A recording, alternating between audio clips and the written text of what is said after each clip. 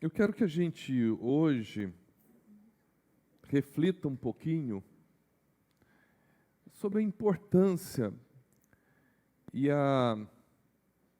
e o alicerce dessa igreja. Eu acredito que aqueles que começaram há 49 anos a história dessa igreja, na verdade, se a gente for parar a pensar, tem mais de 49 anos, né? Então, vai ter mais tempo do que isso, na verdade, né? Se fosse ver lá do iniciozinho, tudo, vamos passar dos 40, vamos passar dos 50, né? Mas havia uma razão para tudo isso começar. Havia uma razão. Eu acho que mais do que pensar em iniciar uma igreja, uma segunda igreja presbiteriana renovada em Curitiba, existia um fator que estava muito mais alicerçado, que se não tivesse ele, a igreja talvez não existiria. Algo que estava acima, e muito acima, quilômetros acima do que ter mais uma igreja presbiteriana renovada em Curitiba. Tinha uma coisa, algo muito maior, que era estabelecer mais um lugar para glorificar a Cristo. Eu digo isso, que talvez na época, pode ser que pouco se falava nisso, não, mas havia aquela sede, né? E é por isso que a igreja está estabelecida. 49 anos, está muito bem estabelecida, está muito bem alicerçada, com certeza passou por muitas lutas, muitas batalhas, muitas histórias, muitos medos se passaram, e sensações talvez, será que a igreja vai manter aberta, será que vai fechar, será? E está aqui, 49 anos de história, né? A igreja pegou seus resfriados, a igreja com certeza ficou uns dias de cama, a igreja passou por etapas e etapas, e graças a Deus ela está aqui, amadurecida para a glória do Senhor Jesus Cristo, né? Eu quero que a gente pensasse um pouquinho em algo, e refletisse um pouquinho, porque o que eu vou caminhar com vocês é a base da igreja. É o porquê a igreja existe. Eu queria que nós voltássemos um pouquinho a isso. Que nós voltássemos 2000 anos atrás. Que nós refletíssemos em 2000 anos atrás. Eu gostaria que você abrisse a sua Bíblia no Evangelho de Lucas, capítulo 23.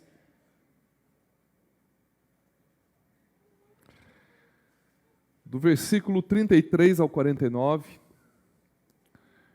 Evangelho de Lucas, capítulo 23, do versículo 33 ao 49.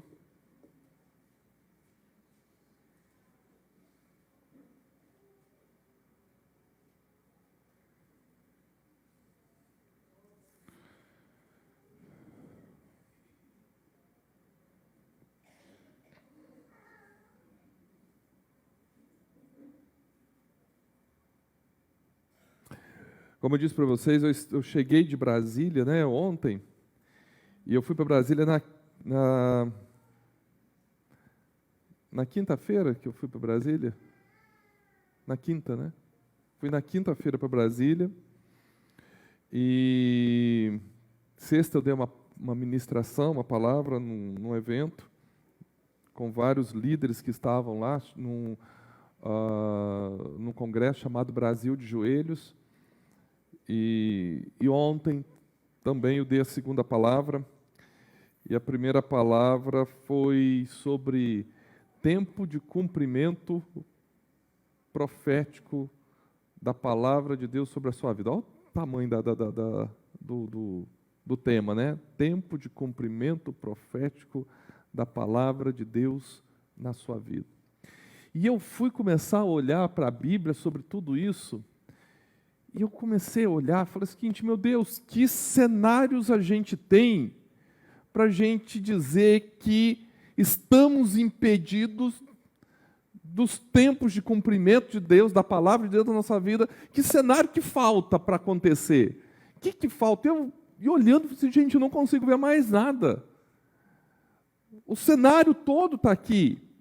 As profecias estão todas cumpridas. Se a gente for pensar em várias outras coisas, empecilhos e tantas outras coisas, nós não temos mais nada.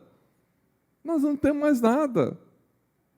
Deus está cumprindo várias coisas, pessoas já sofreram, pessoas já passaram lutas por nós. Nós não estamos mais na época dos desbravamentos, pelo menos. Quem tinha que desbravar, desbravou há 49 anos atrás. E esses que desbravaram há 49 anos atrás, também são frutos de outras pessoas que desbravaram um tempo lá atrás, mas nós vivemos em um outro momento. E às vezes a gente se perde em algumas coisinhas, em algumas pequenas coisas que estão acontecendo, em alguns cenários que muitas vezes acontecem. E quando eu digo de cenário, porque é sobre isso que eu quero falar com vocês, quero falar sobre atos e cenas do Calvário. Então deixa eu ler aqui com você o 23, a partir do 33, que diz o seguinte: E quando chegaram ao lugar chamado Caveira, ali o crucificaram com os criminosos um à sua direita e outro à sua esquerda. E Jesus disse: Pai, perdoa-lhes, eles não sabem o que estão fazendo. Então eles dividiram as roupas dele, tirando sortes. E o povo ficou observando, e as autoridades o ridicularizavam. Salvou os outros, diziam: salve-se a si mesmo, se és o Cristo de Deus, o escolhido. Os soldados, aproximando-se também, zombavam dele. E oferecendo-lhe vinagre, diziam: se você é o rei dos judeus, salve-se a si mesmo. Havia uma inscrição acima dele que dizia: este é o rei dos judeus. E um dos criminosos que ali estavam pendurados lançava-lhe insultos: você não é o Cristo? Salve-se a si mesmo e a nós. Mas o outro criminoso o repreendeu, dizendo: você não teme a Deus, nem estando sob a mesma sentença? Nós estamos sendo punidos com justiça, porque estamos recebendo o que os nossos atos merecem. Mas este homem não cometeu nenhum mal. Então ele disse: Jesus, lembra-te de mim quando entrares no teu reino. E Jesus lhe respondeu: eu lhe garanto, hoje você estará comigo no paraíso. E já era quase meio-dia, e trevas cobriram toda a terra até as 3 horas da tarde. O sol deixara de brilhar, e o véu do santuário rasgou-se ao meio. Jesus bradou em alta voz: Pai, nas tuas mãos entrego o meu espírito. E tendo dito isso, expirou. O centurião, vendo o que havia acontecido, louvou a Deus, dizendo: certamente este homem era justo. E todo o povo que se havia juntado para presenciar o que estava acontecendo, ao ver isso, começou a bater no peito e afastar-se. Mas todos os que conheciam, inclusive as mulheres que o haviam seguido desde a Galileia, ficaram de longe observando essas coisas. Uma das coisas que a gente, quando eu e Jaque mudamos aqui para Curitiba, e que a gente viu muito forte, é a questão da arte. Curitiba é um centro artístico muito forte no Brasil. Goiânia, nós morávamos perto de Goiânia, não chegava nem aos pés disso. Talvez Curitiba e São Paulo devem ali ter uma questão, né, os dois polos artísticos do Brasil. Né? Até há pouco tempo atrás, acho que um mês e pouco atrás, estava tendo uma semana, um mês de artes aqui, teatro, e vai aqui e ali, e está sempre tendo isso. Né? Eu, particularmente, eu gosto, né? Jaqueline gosta. É um momento, a cultura faz bem para a gente. Ela é saudável para as nossas vidas. E uma coisa que é interessante da gente aprender sobre artes, que um teatro ele é feito de atos e cenas. Quando nós falamos de atos, nós falamos de mudanças de ambientes. Quando nós falamos de cenas, nós falamos de mudanças de personagens, de pessoas. E é assim que ele vai, né? O cenário No teatro, muda-se o cenário, mudou-se um ato. Troca-se os personagens, mudou a cena. E por que eu estou falando isso para vocês? Quando nós começamos a olhar esse texto aqui, eu fiz questão de olhar na perspectiva de Lucas, né? Lucas, o médico, Lucas, o cientista, Lucas, o detalhista. Uma coisa interessante é porque, se você for ver, não só nos originais, mas em muitas versões, você vai ver que Lucas trata do Calvário como um espetáculo. Ele usa esse termo, o espetáculo do Calvário. É assim que ele trata. E ele não trata de uma maneira qualquer, falando que... Nós estamos falando de Lucas, né? Ele não está tratando como se isso fosse um teatrinho que estivesse acontecendo. Ele está falando de todo o movimento que foi feito ao redor daquele momento do Calvário, daquele momento que envolvia o Calvário, os atos que foram, né? Ou seja, via sacra, um ato, antes disso, né? Passar por Pilatos, um ato, se for puxar antes, Getsêmani, um ato, Calvário, Pilatos, outro ato, passar pela via sacra, o outro ato, um outro ambiente, e o Calvário, o ponto final da história. Ele também vai descrever muitos e muitos e muitos personagens.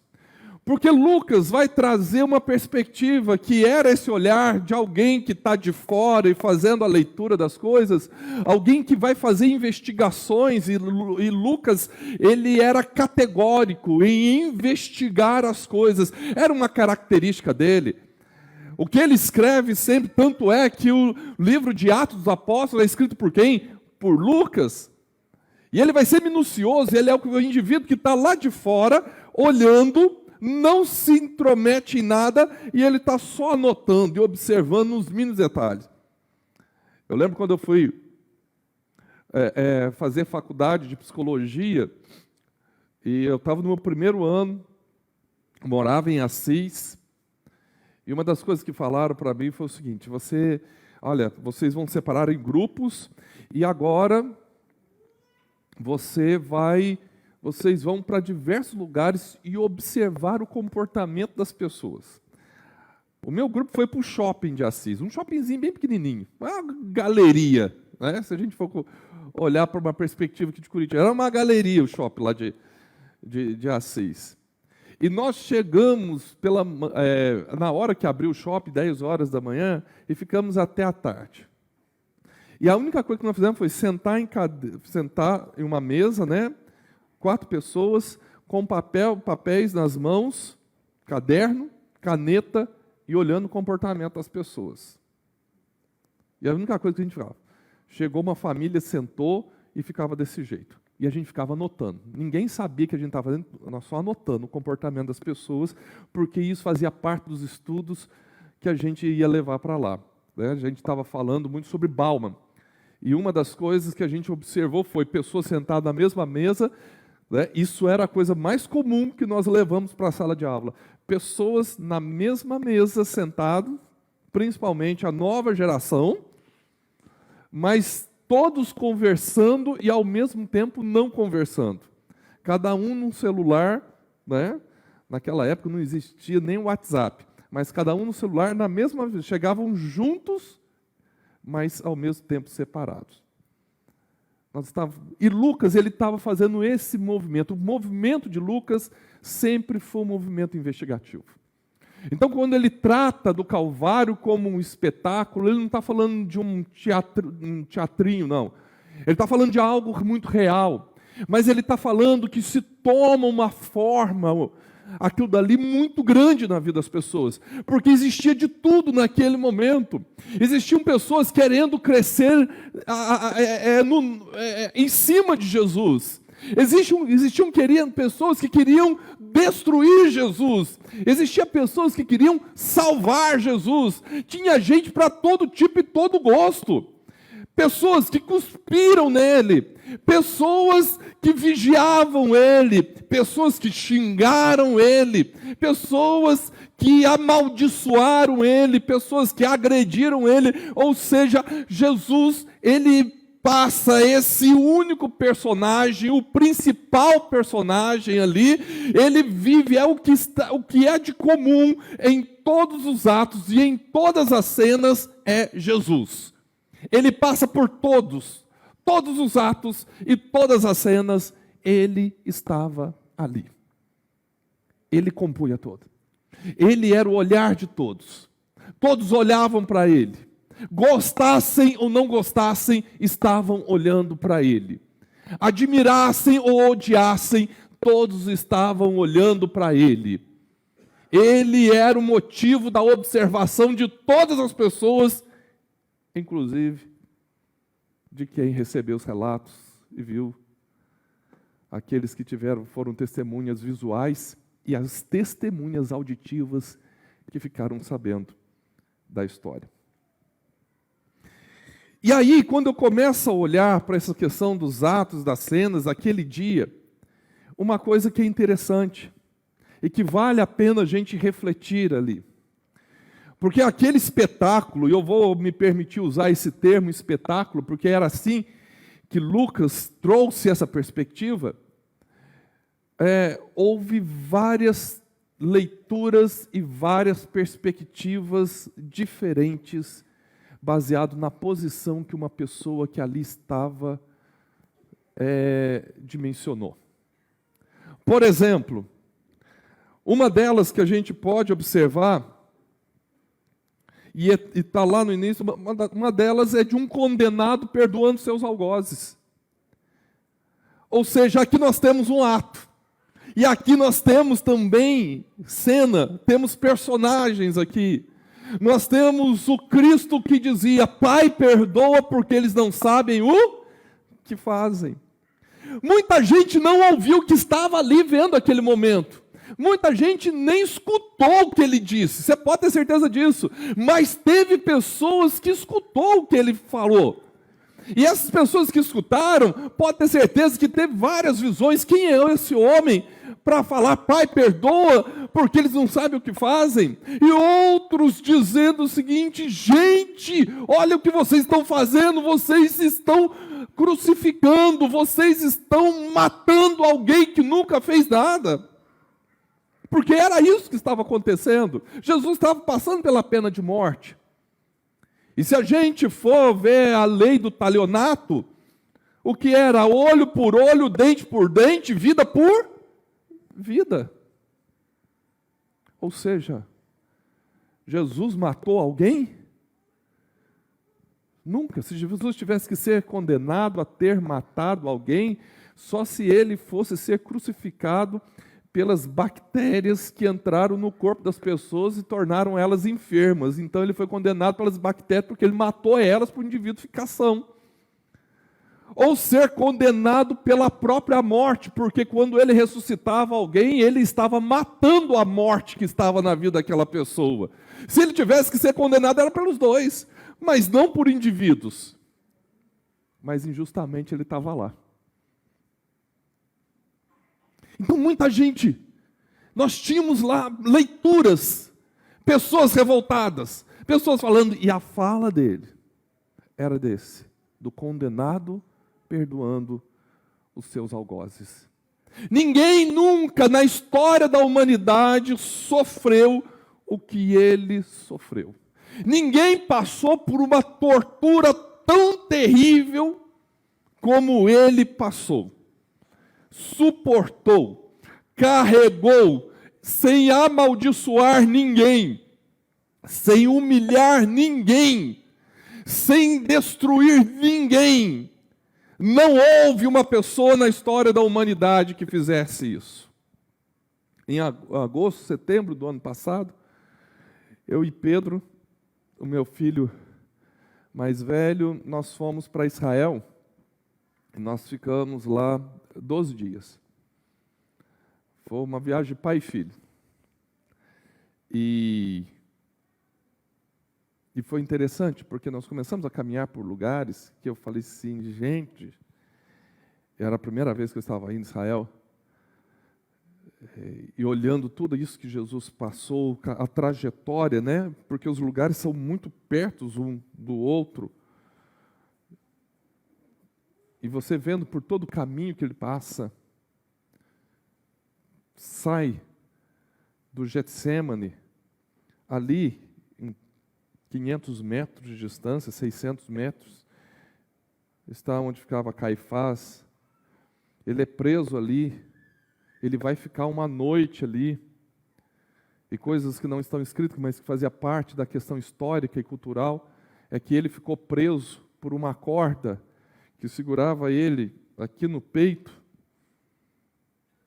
E o que acontece? Ele sem poder tocar os pés no chão, e era comum, num buraco pequeno, só de encaixar o corpo, mas sem tocar o pé no chão, para que os pés adormecessem. Caso alguém tentasse resgatá-lo, ele não conseguiria correr nem caminhar, porque os pés, por não estarem tocando o chão, iam ficar totalmente dormentes. E ele está passando por tudo isso daí, sem ter feito nada. Sai dali, já vai correndo, já é enviado para Pilatos. E dali vai indo, até o processo. Ali pertinho já está a Via Sacra. Ali pertinho já está o Monte da Caveira, o Gólgota. E ali do lado, 200 metros à distância, já está o local onde ele vai ser sepultado, aonde ele vai ser colocado. Ou seja, então você vai vendo uma trajetória onde tudo facilitava para que toda a multidão estivesse junto. Não era uma multidão que sai daqui, corre para lá e vai para outro lugar muito distante, porque era uma caminhada que todos iriam fazer muito perto um do outro. E Jesus está vendo toda essa pressão acontecendo. Ele perdoa seus algozes. Mas outra cena que eu acho que é interessante, porque aí são outros personagens que já não fazem parte desse primeiro momento, é de um malfeitor recebendo a vida eterna. Porque tem um outro momento, um outro ato, uma outra cena que acontece. 2 indivíduos estão ao lado dele, um à esquerda, o outro à direita. E um deles vira e fala o seguinte: olha, se verdadeiramente tu és o Cristo, o Filho do Deus vivo, salve-te a ti mesmo e a nós também. Aí vira o outro e fala para ele, nem para Jesus, fala direto para o outro, passando por Jesus a conversa ali. E ele aponta e fala o seguinte: rapaz, você não sabe o que você está falando. Nós estamos aqui porque nós merecemos, mas ele nada fez. Ou seja, eles não estavam ali porque roubaram galinha. Porque se tivesse roubado galinha, gente, era mão, lembra? Olho por olho, dente por dente, mão por mão, pé por pé. Era a lei do talionato. Não estavam ali por serem simplesmente ladrões, como nós recebemos nas traduções aqui, porque o original não é ladrões. O original é bandido. Bandido. E aí, ele fala, nós estamos aqui porque nós merecemos. E então, ele para de falar com aquele e volta para quem está no centro. Ele fala, Senhor, lembra-te de mim quando entrares no teu reino. E a fala de Jesus Cristo é essa: ainda hoje tu estarás comigo no paraíso. Você acha que todo mundo que estava ali ouviu essa conversa? Você acha que o povo que estava ali vendo Jesus sendo crucificado, tudo, ouviram esse bate-papo deles? Você pode ter certeza que não. Essa conversa ficou aqui. Não tinha ninguém colocando o microfone na boca dos personagens ali.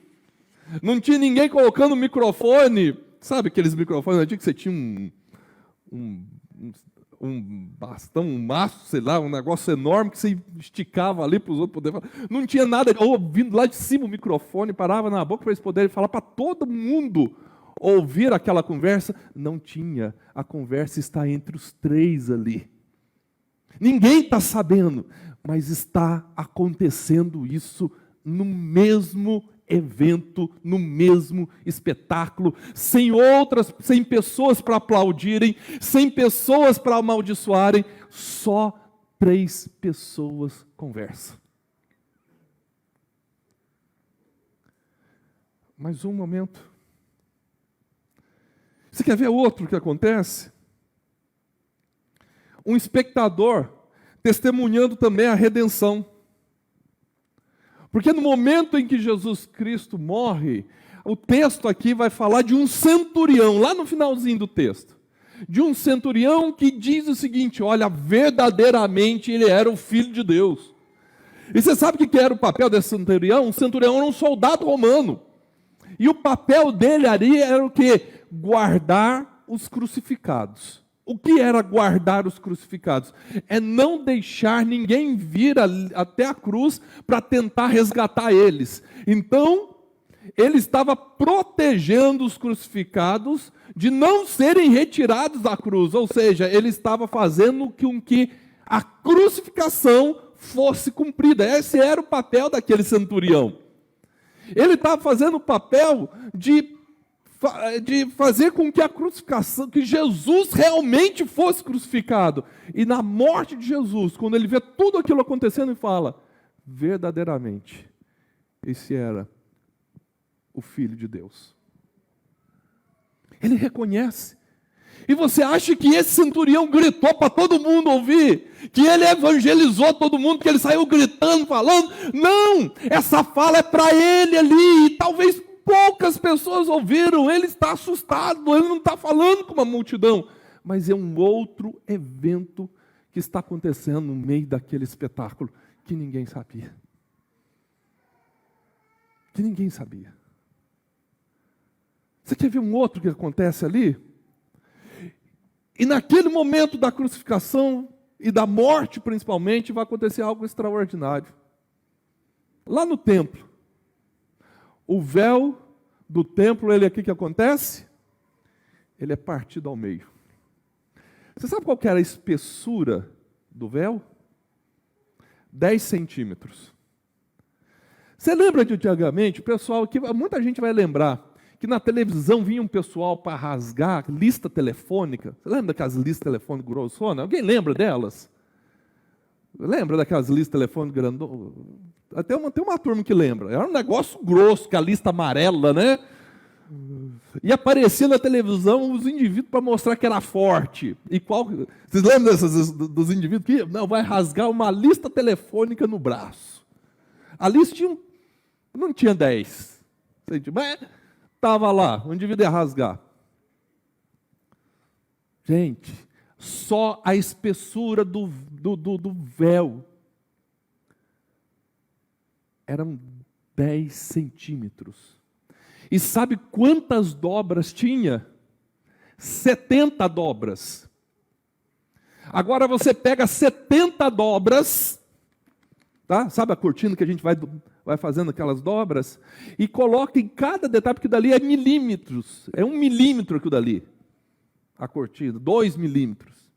E mostra como se fosse 10 centímetros de espessura. Cada pedacinho daquilo dali. E coloca 70 dobras. O negócio é partido no meio. As pessoas só vão ver depois esse negócio. O véu partiu ao meio. Rasgou, como se fosse papel.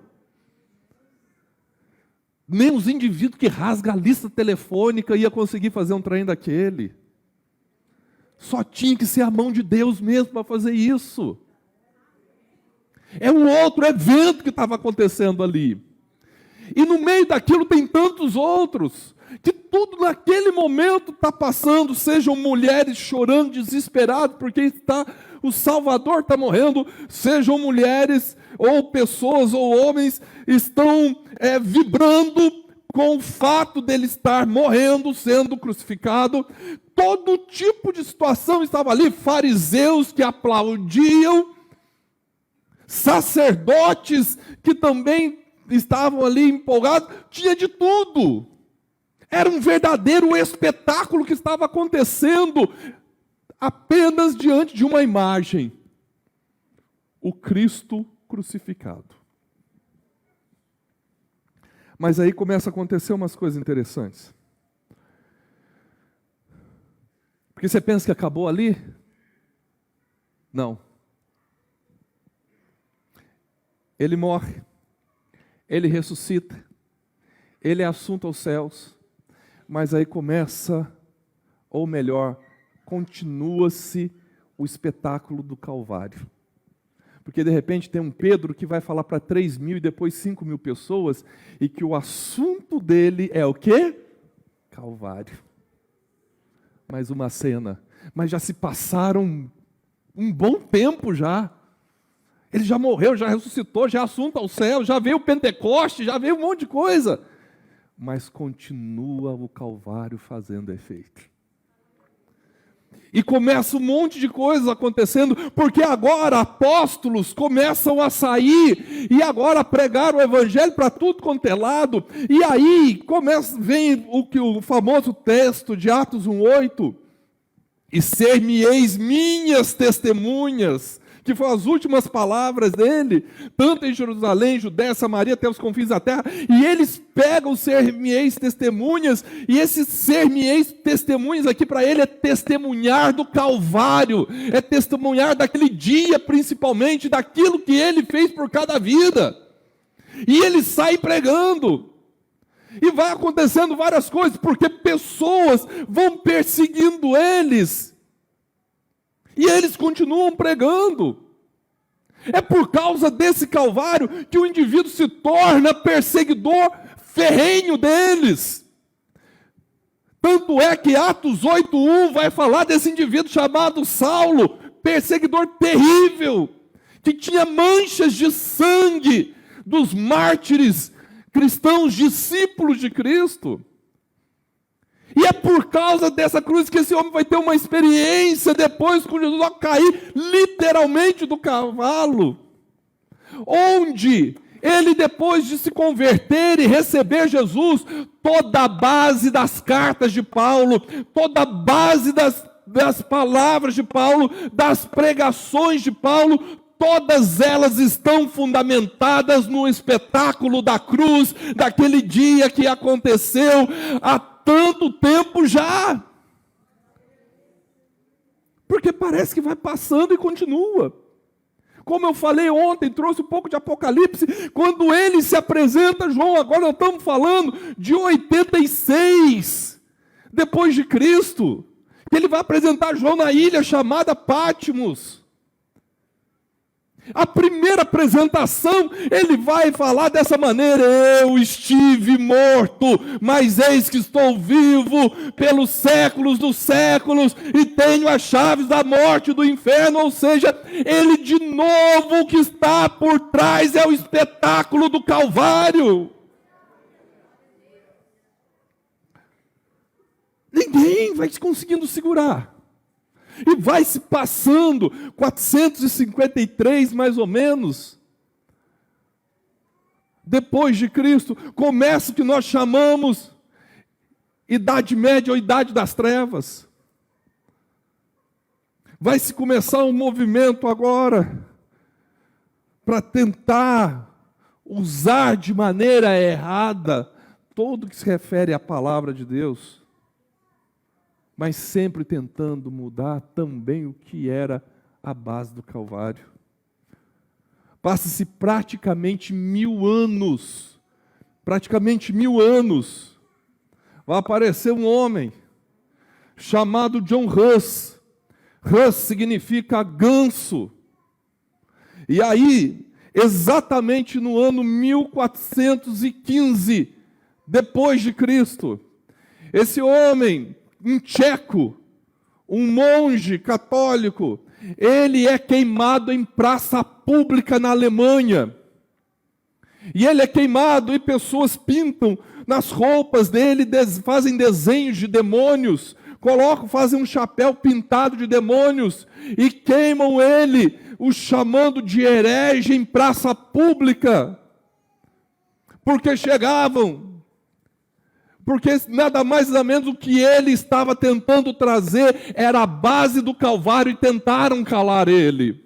De novo, o Calvário que aconteceu há 1415 anos atrás, continua sendo o ponto principal em todo o cenário mundial.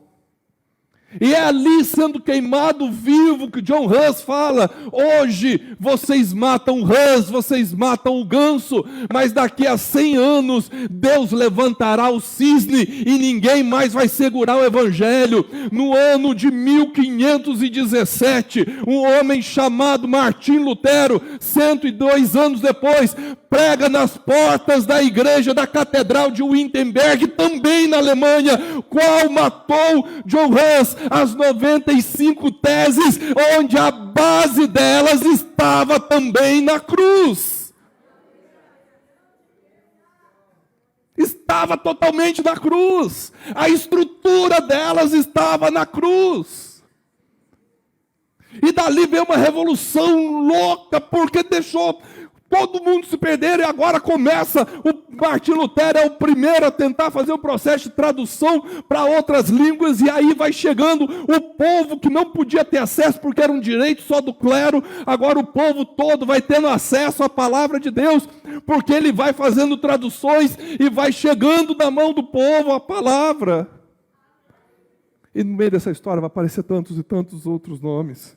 Começa a vir uma avalanche de gente falando dele, vai chegando, porque a cruz mexeu com as pessoas, o espetáculo da cruz mexeu com as pessoas, o espetáculo da cruz está mexendo com todo mundo. E aí, para vocês terem ideia, exatamente no dia 10 de março de 1577, 77 anos após a descoberta do Brasil, fiz um grupo de franceses em terras tupiniquins, na Baía da Guanabara, no Rio de Janeiro.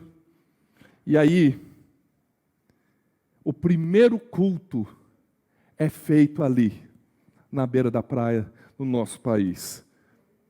Sabe o culto? Salmo 27, versículo 4. O primeiro versículo lido no nosso país. O primeiro culto protestante no nosso país. O primeiro versículo lido por protestantes no Brasil, no ano de 1577, é: uma coisa pedi ao Senhor, é o que procuro, que eu possa viver na casa do Senhor todos os dias da minha vida, para contemplar a bondade do Senhor e buscar sua orientação no seu templo.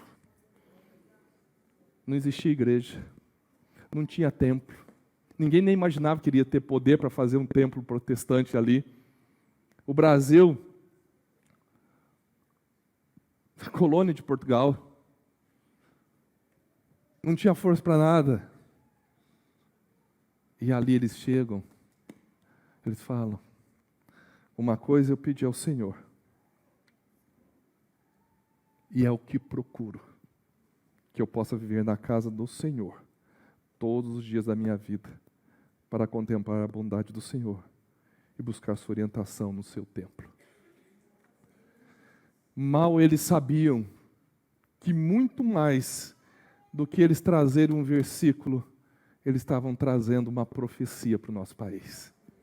Mal eles imaginavam que o que eles estavam falando iriam impactar tantas e tantas vidas, tantas e tantas pessoas que iriam começar a construção de templos e templos e templos e templos e templos no nosso país.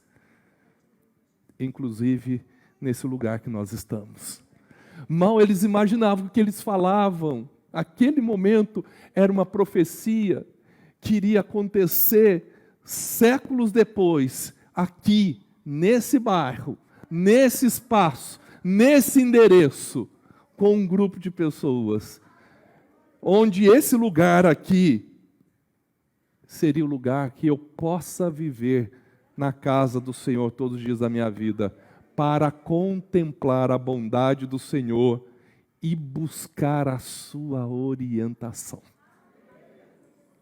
Mas sabe por que eles fizeram? Porque de novo eles estavam alicerçados no espetáculo da cruz. E a fala desses franceses era: o que nós estamos fazendo é pouco diante de tudo que ele fez por nós no Calvário. 1577 anos após a morte de Cristo, ainda aquele espetáculo estava fazendo efeito na vida das pessoas. E se nós formos correr, a história vai começar a trazer tantas e tantas pessoas, porque aí daqui a pouco vai chegar pessoas da Europa, de outros lugares, Estados Unidos, e começa a se vir denominações. Vai chegar. Vai chegar Simonton, um presbiteriano, que vai começar também no Rio de Janeiro, em Brotas, melhor dizendo, em São Paulo, uma igreja presbiteriana. Mas que depois, na década de 70, né? Na década de 70, vai nascer uma denominação chamada Igreja Presbiteriana Renovada, onde a sua estrutura não está simplesmente na renovada. A renovação é apenas um pilar, mas a base dela é o Calvário. E aqui você está. Sabe por que você está aqui? Por causa do Calvário. Sabe por que você recebeu Jesus?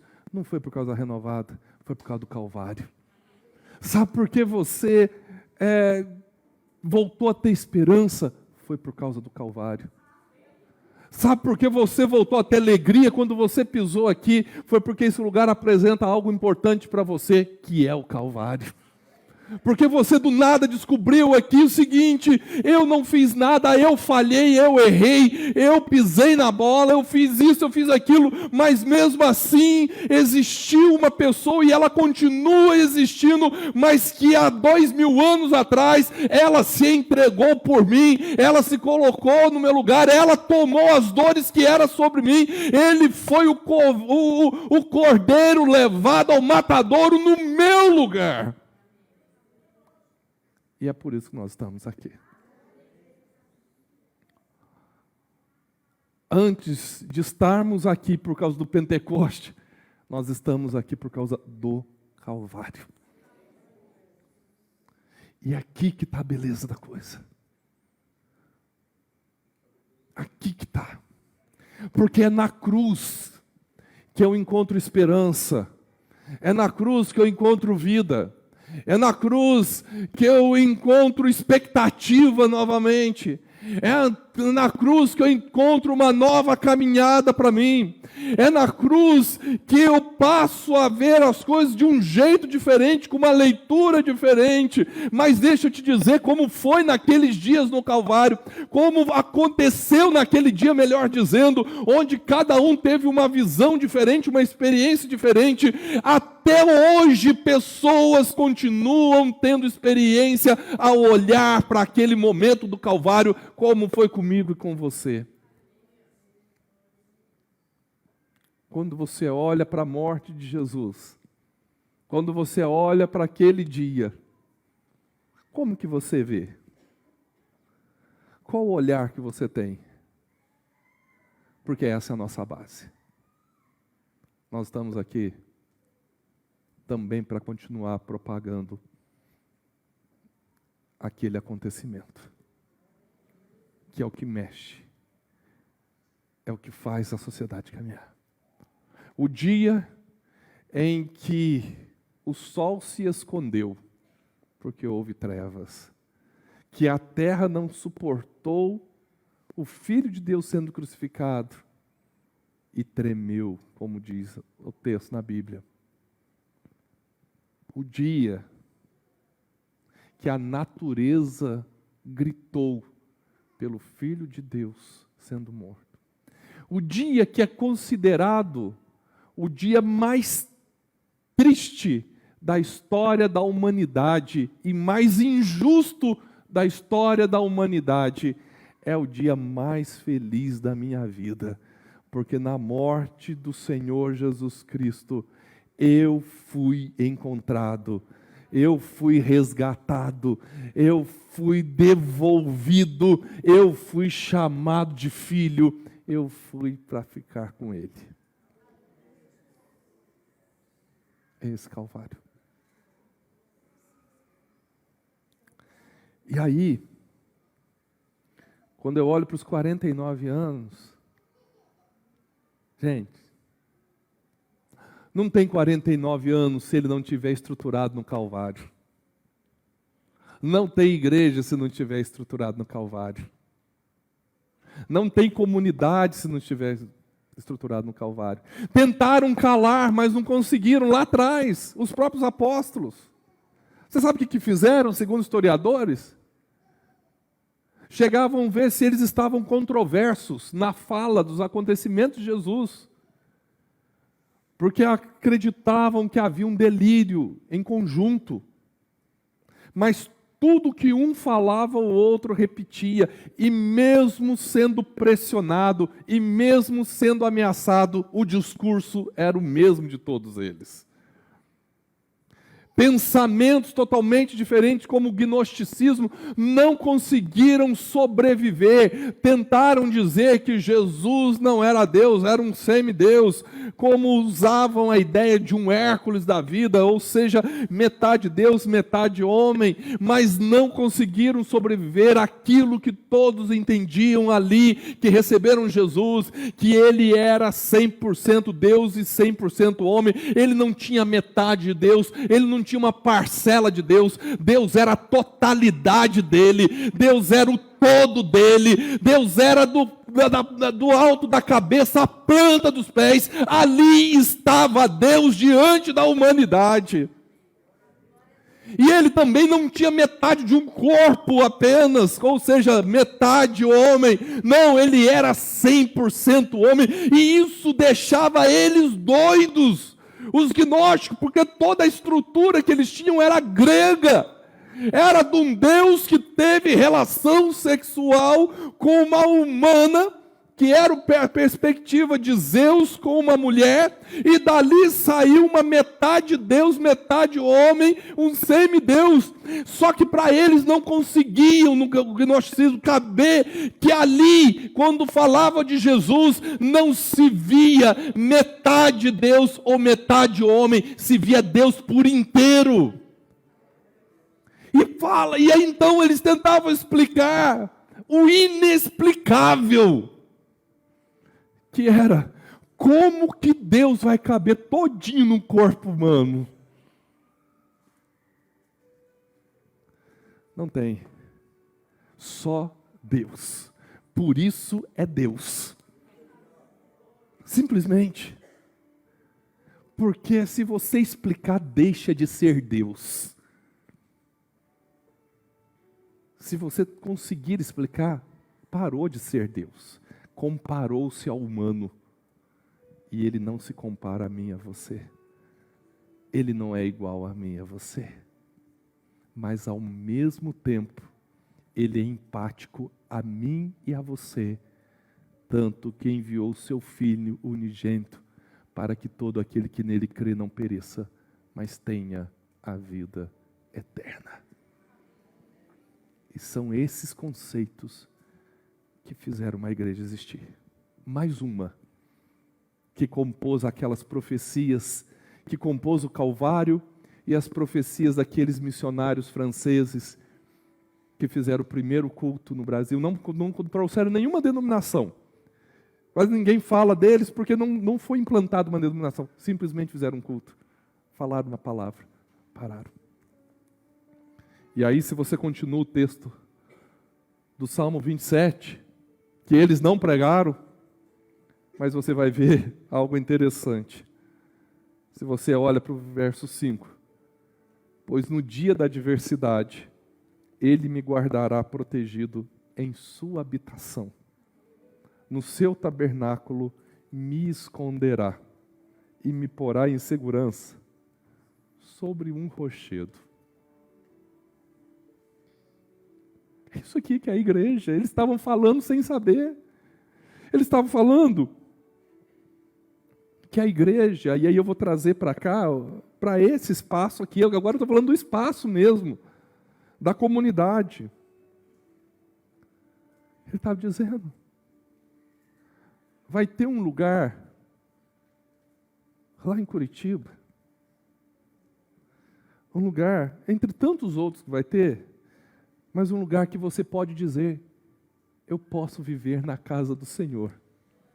Como começa? Eu posso viver ali, sabe? Todos os dias da minha vida. E nesse lugar que eu posso viver todos os dias da minha vida, a segunda Presbiteriana Renovada de Curitiba, eu vou contemplar a bondade do meu Senhor. Às vezes eu vou chegar triste lá. Às vezes eu vou ficar desesperado lá. Mas quando eu pisar lá, eu tenho certeza que tem alguém que morreu no Calvário por mim. E ali eu vou contemplar a bondade dele. E é lindo quando você pesquisa sobre a palavra bondade. Uma das coisas que define a palavra bondade é olhar alguém de uma maneira especial. Ou seja, quando eu entrar na segunda IPR de Curitiba, eles estavam profetizando para cá. Eu serei visto de uma maneira especial por alguém que morreu no Calvário por mim. Eu vou buscar orientação ali. Eu vou buscar. E aquele que morreu no Calvário por mim vai estar pronto a me dar orientação. No dia da minha adversidade, nos momentos mais difíceis da minha vida, eu vou me sentir guardado ali. Porque aquele que morreu por mim no Calvário vai me guardar e vai me proteger no lugar da sua habitação e vai me esconder.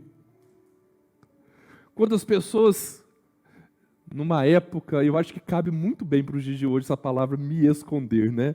Porque se tem uma coisa que a gente não consegue mais esconder agora por causa das redes sociais, né? Tirou foto ali, apareceu ali, um critica de lá e é um negócio doido.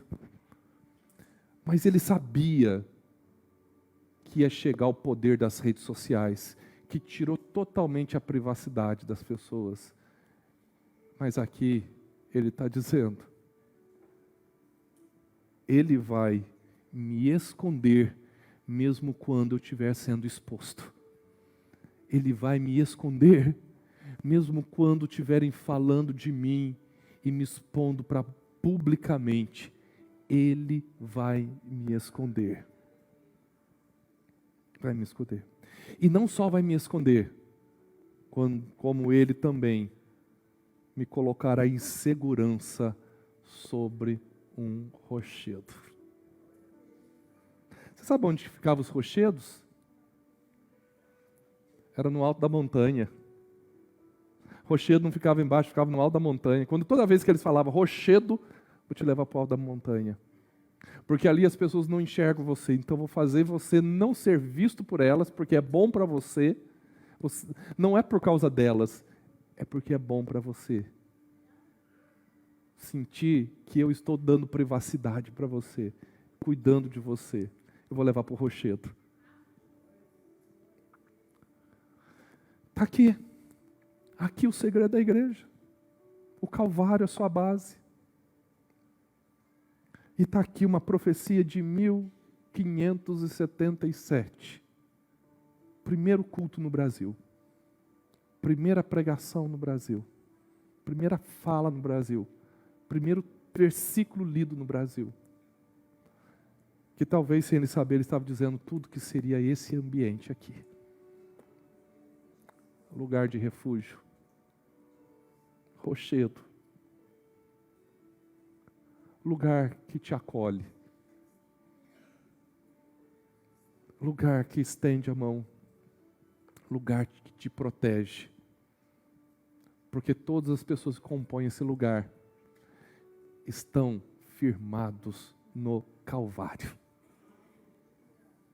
E aquele que passou pelo Calvário está aqui. E eu acho que quando eu olho para isso, eu só penso uma coisa. Senhor, como eu tenho motivos para agradecer ao Senhor.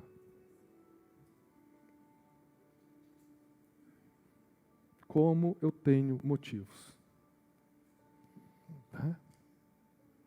Hoje é o Valdinei e a Kézia, que com certeza não tem 49 anos, não estavam aqui há 49 anos, como tudo isso começou, nem chegavam perto disso.